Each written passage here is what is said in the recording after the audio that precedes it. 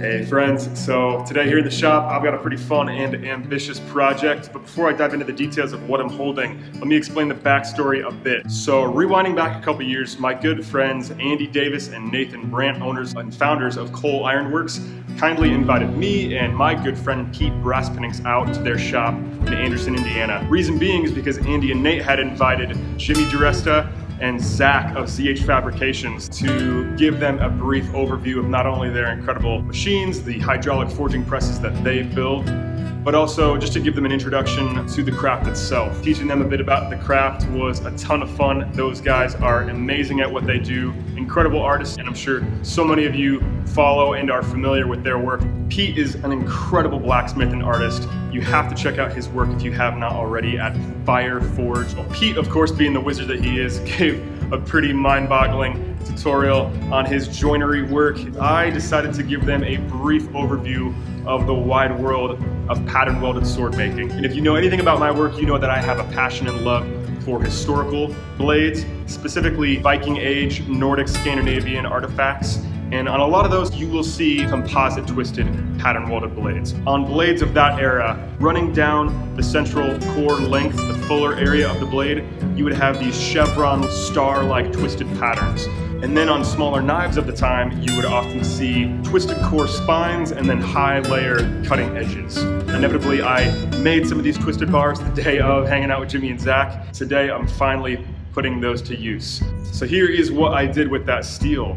I cleaned up the bars, squared them up as perfectly as possible on the grinder and a bit on the mill, cut them into 4 to 5 inch long sections, stacked them all together, tack welded them on the ends, and now we are ready to throw this thing into the chili forge, get it blazing, piping hot up to welding heat, and then of course put these machines to use. My goal, once I have fused this solid mass together into a singular piece of steel, is to draw it out lengthwise, cut that perfectly in half, and then twist both halves. That's the idea, at least. I don't quite know. So we'll see how far I can get and what that looks like. I will be using specifically the 12-ton press with squaring dies, and then to finish it off, I'll be putting the 16-ton plus press to use in drawing it all out. So let's fire up the forge, let's get to work, and let's have some fun.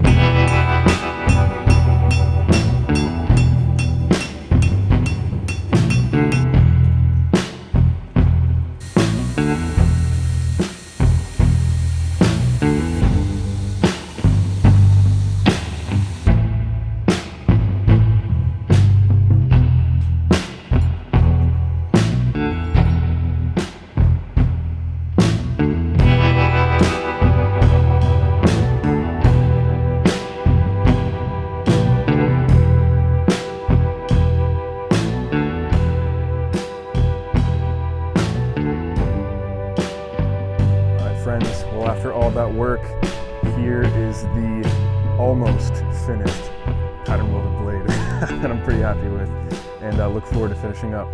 All in all, this is a fun journey. Thank you guys for joining me in the process. Huge thanks to my good friends Andy and Nate, owners of Cole Iron Works. So if you guys want to learn more about their amazing products, the hydraulic forging presses that they build, be sure to check out their website at coleiron.com. And if you're interested in learning more about the craft of bladesmithing, then be sure to check out my website at cedarloreforge.com. You can find me on Instagram at Cedarlore. And then if you want to get really deep into the weeds of how I do strange projects like these, and you want to see how I finish this up step by step, check out my Patreon page and join the awesome tribe of friends and like-minded colleagues that we've got going there. Thanks for joining me in the journey, guys. Take care. God bless.